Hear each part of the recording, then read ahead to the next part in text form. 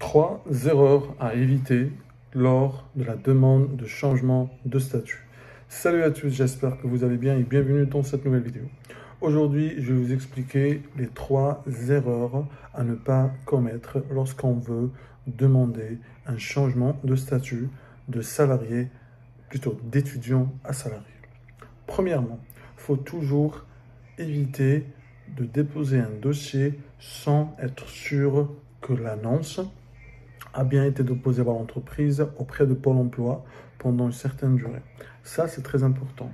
Même pour ça, vous devrez aussi avoir quelques CV pour être sûr comme quoi vous l'avez bien reçu et que parmi tous ces CV-là, vous étiez le seul qui répondait le mieux à ce qui a été demandé dans l'annonce. Donc ça, c'est important. Évitez de ne pas répondre à cette question-là. D'accord? Toujours s'assurer. Deuxième possibilité, deuxième erreur à ne pas commettre, c'est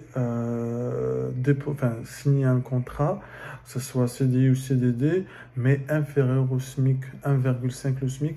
Ça, c'est une erreur à ne pas faire. Il faut toujours s'assurer de cette mention-là, surtout pour la partie changement de statut étudiant à salarié. Parce que la condition financière, elle est presque primordiale, enfin pour ne pas dire la seule, mais elle est très importante dans cette procédure-là de changement de statut. Troisième, et c'est pas que la dernière, la troisième erreur à ne pas faire, c'est surtout quand vous demandez, quand vous déposez votre dossier, soyez au moins assurez-vous d'avoir le diplôme qui vous permet d'accéder à ce poste-là, ou bien le diplôme que vous avez eu ici en France, le master, etc. Enfin, même si vous ne l'avez pas reçu, si vous ne l'avez pas eu, au moins dites comme quoi vous avez l'attestation des réussites en attendant de recevoir votre dossier. Parce que le diplôme, c'est quelque chose de très important et très intéressant qui pourrait vous être demandé et qui est notamment mentionné dans le document aussi. Alors aussi, juste un dernier truc, n'hésitez pas aussi à en parler à votre entreprise.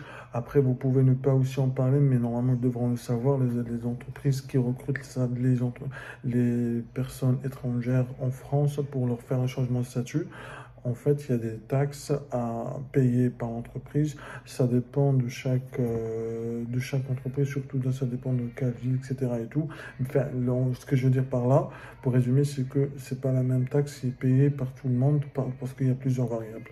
Donc du coup, voilà, j'espère que ça a été clair pour aujourd'hui. C'était les trois erreurs à éviter lors de votre demande de changement de statut d'étudiant à salarié. Donc n'hésitez pas à me poser vos questions, à liker la vidéo et je vous dis à très vite pour une nouvelle vidéo.